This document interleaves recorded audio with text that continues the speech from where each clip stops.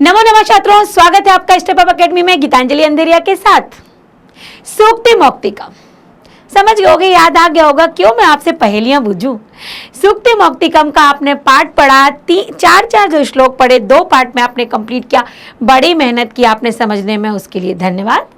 अब इसके आगे पाठ तभी कंप्लीट होता है जब अभ्यास होते हैं। बिल्कुल आप समझदार हो चुके हैं मेरे साथ साथ कि मैम अब क्या बोलने वाली हैं।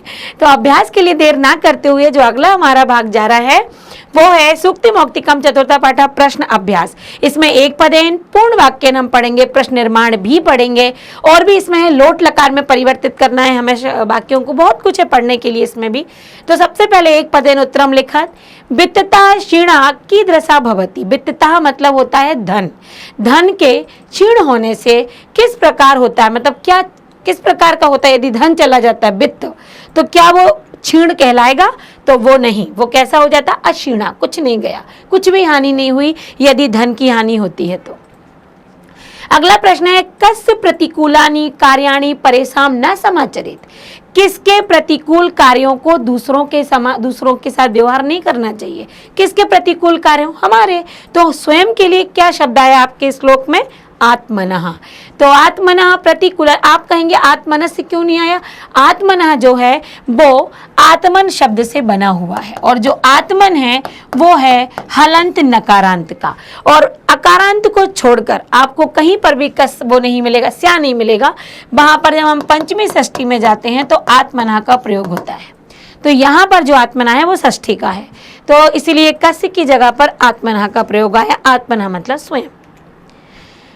अगला प्रश्न है कुत्र दरिद्रता न भवेत्। कहाँ हमें कंजूसी नहीं होनी चाहिए? तो कहाँ नहीं होनी चाहिए? प्रिय वाक्य प्रदानेन, अच्छे वाक्य देने में, लोगों से बोलने में कंजूसी नहीं करनी चाहिए।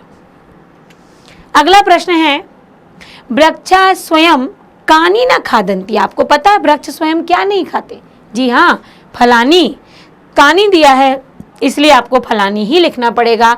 जैसा विभक्ति ऊपर प्रयोग हुई है प्रश्नवाचक शब्द में वैसी ही। का पुरा लघ्वी भवति। कौन पहले छोटी होती है? तो पहले छोटी क्या होती है? पहले सज्जना नाम मैत्री छोटी होती है, उसके बाद बढ़ती है ना, तो सज्जना नाम मैत्री।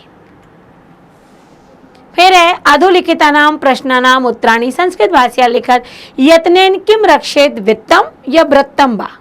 प्रयत्न क्या रक्षा के लिए प्रयत्न करना चाहिए? धन की रक्षा के लिए या आचरण की रक्षा के लिए? तो वित्त या व्रत?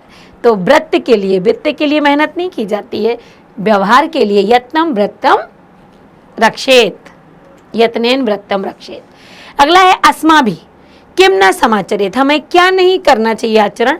कीदृशम आचरण न कर्तव्या। हम सभी को किस प्रकार का आचरण नहीं करना चाहिए जो स्वयं को पसंद ना हो। तो आत्मना प्रतिकूलानि परेशान न समाचरित। आत्मना प्रतिकूलानि अस्माभि आचरण ना कर्तव्यम। हमारे लिए जो आचरण अनुकूल नहीं है वो दूसरों के साथ भी नहीं करना चाहिए। जंतवा कैन तुष्यंती। जंतवा मतलब पशु, मनुष्य पशु भी देखिए प्यार की भाषा जानते हैं। तो जंतु किस कारण से प्रसन्न होते हैं? तो प्रिय वाक्य प्रदानेन, केन इसलिए प्रदानेन, प्रिय जना प्रिय वाक्य प्रदानेन तुष्यंती तुष्यंती। सज्जना नाम मैत्री कीदृशी भवति। सज्जनों की मित्रता किस प्रकार की होती है? सज्जनों की मित्रता दिन के पूर्वार्ध के जैसी होती, पहले छोटी और बाद में बढ़ती जाती है। तो सज्जना नाम मैत्री पुरा लघ्वी वृद्धिमती चा पश्चात दिनस्य परार्धस्य छाया में भवति। तो दिन पहले सज्जनों की मित्रता पहले लघ्वी वृद्धिमती चा पश्चात, पहले छोटी फिर बाद में बढ़ती है। कब? दिन के परार्धस्य छाया ये भवति। जैसे दिन के बाद की छाया होती है वैसे ही सज्जनों की मित्रता होती है। सरोवराणाम हानि कदा भवति। सरोवरों की हानि कब होती है? जब वहां से तालाबों के साथ, मतलब हंसों के साथ, जब तालाब के साथ जब हंसों को अलग किया जाता है। तो मरालय सह विप्रयोग, मतलब जब हंसों का तालाब से वियोग हो जाता है तो सर्वनाम हानि भवति। तो मरालय सह विप्रयोग सर्वनाम हानि भवति। हंस चले जाते हैं तालाबों की हानि हो जाती है। अगला प्रश्न क्या कहता है? का स्तंभे विशेषणानि। ये विशेषण है, पीने योग्य जल, गुणों से युक्त, दिन के पहले दिन के बाद, ये विशेषण शब्द हैं। पर ये जिन विशेष में लगे हुए उनको आपको खोजना है और इनकी मैचिंग करनी है। तो खा स्तंभे विशेष पदानी दत्तानी चाहे तो चितम योजियत। तो आप बताइए अस्वाद तो या पीने योग्य जल किसके लिए प्रयोग हुआ था? किस शब्द के पहले ये वाला विशेषण आया था, तो नद्या के लिए। गुण युक्त, गुण युक्त क्या, गुण से युक्त गरीब भी अमीर गुणहीन अमीर से ज्यादा अच्छा है। दिन से पूर्वार्ध भिन्ना, दिन के पहले की मित्रता किसके जैसी होती है, तो खला नाम, और दिन के बाद की किसके जैसी होती है, तो सज्जना नाम। यहां पर आप देख सकते हैं, देखिए खला नाम, सज्जना नाम, दरिद्रता और नद्या। तो ये हो गए आपके। अब देखिए आप पाठ को जब पढ़ लोगे ना बहुत अच्छे से, तो इनके लिए आपको परेशानी जाएगी ही नहीं। अधोलिखित श्लोकयो आशयम हिंदी भाषा और आंग्ल भाषा। आंग्ल भाषा में आप स्वयं लिखेंगे क्योंकि हम संस्कृत पढ़ रहे हैं। हिंदी में हम बिल्कुल लिखेंगे। आरंभ गुरुवी क्षणो क्रमेण लघवी पुरा वृद्धि मतम मति च पश्चात दिन से पूर्वार्ध परार्ध भिन्ना खछाया विमित्री खल सज्जना नाम। तो आरंभ में जो क्रमशः घटती है और बाद में बढ़ती है वो मित्र दिन के पहले और बाद की छाया के समान होती है दुष्टों की और सज्जनों की मित्रता। तो दुष्टों की मित्रता आरंभ में बड़ी और क्रम से घटती है, सज्जनों की मित्रता पहले छोटी और क्रम से बढ़ती है। तो दिन के पहले की मित्रता सज्जनों के समान और दिन के बाद की मित्रता दिन के पहले की मित्रता दुष्टों के समान और सज्जनों की मित्रता दिन के बाद की पहले छोटी और बाद में बढ़ने वाली परछाई के समान होती है, जो कि हम पढ़ चुके हैं पहले। फिर एक है प्रिय वाक्य प्रदान सर्वे तुष्यन्ति जंतुवा। तो प्रिय वाक्य बोलने से सभी प्राणी संतुष्ट होते हैं, तो इस प्रकार के वाक्य बोलना चाहिए। ऐसे वाक्य बोलने में किस प्रकार की गरीबी या कंजूसी, तो ये लिखा हुआ है सभी प्राणी प्रिय वाक्य से प्रसन्न होते, इसलिए प्रिय वाक्य बोलने में क्या कंजूसी, प्रिय बोलकर सबको प्रसन्न करना चाहिए। अधोलिखित पदेभ्यः भिन्न प्रकृति पदम, मतलब यहाँ पर 4 शब्द आपको दिए हैं, कोई एक शब्द 4 में से अलग है, वो उसकी प्रकृति, उसका व्यवहार, उसका स्वभाव इनके अनुकूल, चारों के अनुकूल नहीं है। तो वक्तव्यम, कर्तव्यम, सर्वस्वम, हंतव्यम। वक्तव्यम बोलना चाहिए, कर्तव्यम करना चाहिए, सर्वस्वम मतलब सार, और हंतव्यम तो आप यहाँ पर देखिए व्यम, व्यम और व्यम, इसमें तो क्या आ गया, तबियत प्रत्यय आ गया। पर सर्वस्वम ये पूरा का पूरा अर्थ ही बदल रहा है, यहाँ पर सार के लिए आ रहा है। तो यहाँ पर सर्वस्वम बिल्कुल अलग है, सभी में तो तबियत प्रत्यय का प्रयोग हुआ है, जबकि सर्वस्वम का अर्थ होता है सार, सारांश। यत्ने, वचने, यत्नेन, ध्यान से पढ़िएगा, यत्नेन, वचने, प्रिय वाक्य प्रदानेन और मरालेन। सब में एन आया है और एन तृतीय विभक्ति में आता है, केवल इसमें ए आया है और ए सप्तमी विभक्ति में आता है। तो जो वचने हैं वो सप्तमी विभक्ति का है, इसलिए सप्तमी होने के कारण तृतीय से बिल्कुल भिन्न है। जब भी आपको 4 शब्द दिए जाते हैं तो उनका स्वभाव कई बार प्रत्यय से अलग किया जाता है, कई बार अर्थ से अलग किया जाता है, कई बार उनको हमें विभक्तियों से भी अलग करना पड़ता है। हमारा स्टैंडर्ड बढ़ता है, उस हिसाब से थोड़ी सी कठिनाइयाँ भी बढ़ जाती हैं।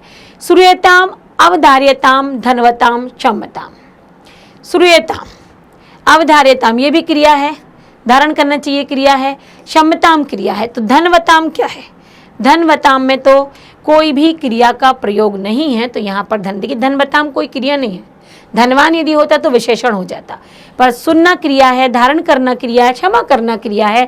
तो धनवताम क्या है, बिल्कुल भिन्न है। आप देख पाए कि धनवताम अलग है, जंतुवः, नद्यः, विभूतयः और परितयः। तो यहाँ पर देखिए जंतुवः बहुवचन में, नद्यः, विभूति, ये तीनों की तीनों, भले इनका अर्थ हम अलग अलग लेंगे पर तीनों में विभक्तियां हैं। पंचमी षष्ठी हो गई, यहाँ पर ये आपका बहुवचन हो गया, ये बहुवचन में हो गया, विभक्तियों के अंतर्गत आ रहे हैं, बहुवचन में ही आपके जा रहे हैं। लेकिन परिता जो है ये उपपद विभक्ति, इसका अर्थ होता है चारों ओर। तो जो आपका भिन्न शब्द जाने वाला है वो जाएगा परिता। बहुत गौर से देखना, ये कहाँ विभक्ति है, कहाँ प्रत्यय है, कहाँ अर्थ है, कहाँ पर कैसे वचन है, ये सब कुछ देखना है। ठीक, अगला है स्थूल पदानि आधत्र प्रश्न निर्माणम कुरु। तो यहाँ पर जो आपके अंडरलाइन वाला है, यहाँ पर मैंने इसको बोल्ड किया हुआ है, व्रतता क्षीणहता भवति। व्रतता मतलब धन से क्षीण, स्वभाव से क्षीण, हता भवति मरने योग्य होता है। तो किस से क्षीण, तहा जहाँ लग जाता है वो पंचमी का प्रयोग होता है। और किम की विभक्ति में यदि हम आते हैं तो पंचमी में हमेशा जब विसर्ग वाली बात अर्थात पुल्लिंग की बात आती है तो कस्मात का प्रयोग होता है। और यदि हम पुल्लिंग नहीं, स्वभाव को यदि हम नपुंसकलिंग में भी लेते हैं तब भी आपका नपुंसकलिंग और पुल्लिंग में तृतीया से एक समान होता है, तो पंचमी में कस्मात का प्रयोग होगा। अगला है धर्म सर्वस्वम श्रुत्वा अवधार्यताम, धर्म के सार को सुनकर, को कारक चिन्ह आ गया को, तो ये आ गया द्वितीया, और द्वितीया में को में जब भी आता है तब किम का मतलब आपके उसके अकॉर्डिंग धर्मस्वम, यहाँ किम, धर्म का सार मतलब ये नपुंसक लेकर तो किम का प्रयोग होगा क्योंकि द्वितीया है। वृक्षाह फलम न खादंती, वृक्षाह कह कऊ के पुल्लिंग में, तो पुल्लिंग में के बहुवचन के लिए आता है और वृक्षा बहुवचन है तो प्रश्नवाचक शब्द यहाँ पर आएगा के। अगला दिया है खलानाम मैत्री आरंभ गुर्वी भवती, खलानाम दुष्टों की, राम नाम साम जहां आता है षष्ठी बहुवचन और केसाम, क्योंकि दुष्ट व्यक्तियों की बात है, नाम आया है तो यहाँ पर केसाम का प्रयोग होगा पुल्लिंग के अकॉर्डिंग, तो केसाम। किसकी मित्रता पहले मतलब बड़ी होती है। अधोलिखितानि वाक्यानि लोट लकारे परिवर्तित, जो नीचे यहाँ पर वाक्य लिखे उनको लोट लकार में। आप सुनिएगा, जब भी हम वाक्यों का परिवर्तन करते हैं किसी लकार में तो आपका पूरा वाक्य तो ज्यों का त्यों जाता है। हमें काल पता होता है केवल और केवल क्रिया से और क्रिया में लगे प्रत्यय से, तो केवल आपकी क्रिया के प्रत्यय ही परिवर्तित होंगे, बाकी जो आपका पूरा का पूरा वाक्य ज्यों का त्यों जाएगा। तो यहाँ मैंने आपको केवल और केवल क्रिया को ही परिवर्तित किया है, पूरा वाक्य आप ज्यों का त्यों लिखेंगे। जब आप अपनी कॉपी पर या पेपर पर लिखेंगे तो पूरा वाक्य आपको ज्यों का त्यों लिखना है। यहाँ मैंने बताया है ये दिखाने के लिए कि केवल और केवल क्रिया बदलती, जैसे मैंने कहा मैं जाती हूँ, मैं जाती थी, मैं जाऊंगी, तो काल क्रिया के अनुसार काल बदला। मैं जाती तो सभी में समान था। तो नद्या अस्वाद तो या संति, नदी का जल पीने योग्य है, तो नदी का जल पीने योग्य हो, ठीक, तो संति की जगह जो आएगा वो आ जाएगा संतु। तुतामंतु वदति एक वचन में प्रथम पुरुष में, तो यहाँ का एक वचन होता है वदतु। समाचरसी मध्यम पुरुष एक वचन, जबकि लोट लकार में कुछ भी सी और ता नहीं लगता, सीधा समाचार आता है, कोई विसर्ग हलंत नहीं। संरक्षन्ति तू ताम अंतु, तो संरक्षन्तु।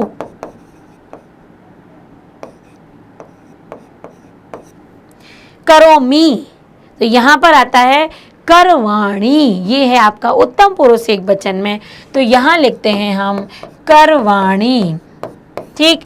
अब बताइए, कोई भी वाक्य आपको परिवर्तन करने की जरूरत नहीं है, सीधा का सीधा आपका क्या आएगा, आपके केवल और केवल धातु में परिवर्तन होगा, पूरा वाक्य ज्यों का त्यों आ जाएगा। संतु, तो आप लिखेंगे नद्या स्वाद तो या संतु, सा सदैव प्रिय वाक्यम वदतु, त्वं परेशान प्रतिकूलानि न समाचार, ते व्रतम यत्नेन संरक्षन्तु, अहम परोपकाराय कार्यम करवाणी, मुझे परोपकार के लिए कार्य करना चाहिए। और यहाँ पर आपका पूरा पाठ हो गया समाप्त। हम कह सकते हैं कि अब हमारा सूक्ति मौक्तिकम जो पाठ है वो कंप्लीट हो गया। 2 पार्ट में हमने पाठ को समझा और फिर हमने अभ्यास को समझा। तो अभ्यास में आपने ये भी देख लिया कि किसी भी लकार को परिवर्तन यदि करना है, परिवर्तित करना है, देखिए जब हम वचन परिवर्तित करते हैं तब पूरे वाक्य में परिवर्तन होता है, किंतु जब हम लकारों में परिवर्तन करते हैं तो केवल और केवल धातु में परिवर्तन होता है और ज़्यादा कोई हमें मशक्कत करने की ज़रूरत नहीं पड़ती है। तो आपने जो शब्द थे वो भी यहाँ पर आपने देखे कि कैसे हम प्रश्न निर्माण करेंगे, और साथ ही में वो शब्द आए थे विशेषण और विशेष्य के, और इसके साथ ही आपने यहाँ पर ये देखा कि लकार को कैसे परिवर्तित किया जाता है। तो अब जाके आपका पूरा पाठ कंप्लीट होता है। तो यहाँ पर 9वीं का संस्कृत का जो चतुर्था पाठ है वो कंप्लीट हुआ। 5वां पाठा के लिए आप अपनी तैयारी बनाए रखिएगा, किसकी, इंतजार करने की, क्योंकि हम तो आपको लेकर जरूरी आएंगे, क्योंकि यही तो हमारा कार्य है कि हम अपने बच्चों के लिए हर एक जो पाठ है वो बहुत अच्छे तरीके से लेकर आएँ, स्टेप बाय स्टेप उनको पढ़ाया जाए जिससे उन्हें समझ में आ जाए। तो हमारे समझाने के लिए आपको समझना जरूरी है, तो उपस्थिति दोनों की आवश्यक है। तो आज की उपस्थिति तो यहीं तक है। अगला वीडियो जो लेकर उपस्थित होंगे वो अगले पार्ट का है, तो बने रहिएगा हमारे साथ। Thank you so much.